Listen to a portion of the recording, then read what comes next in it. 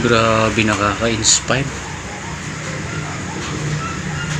Maraming naiinggit ngayon kay Diwata dahil sa ginawa ni Ma'am Rosmar Tan. Ayan o, nag-comment, nag-post pa siya o. Ayan. Kasi yung ibinigay niya ay worth 5 million pesos. Isang susi ng bahay na malaki at isang 1 million cash. Ito yung 1 million.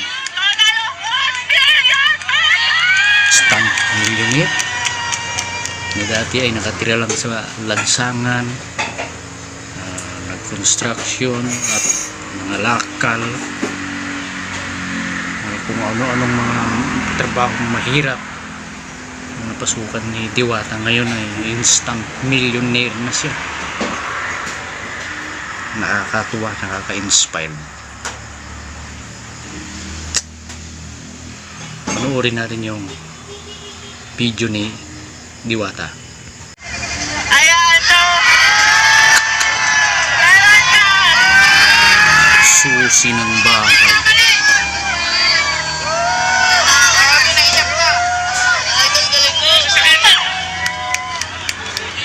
Ito yung 1 million.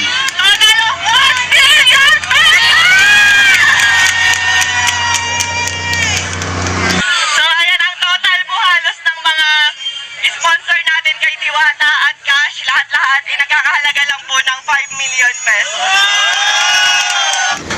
Ayan, si Ma'am Rosmar Tan ay siya yung na-interview ni Tony Gonzaga na ang pinakamababa niyang income sa isang araw ay 5 million. Pinakamababa niya. At ang pinakamataas ay 13 million sa isang araw. Grabe. Ganyang kayaman si Ma'am Rosmar Tan.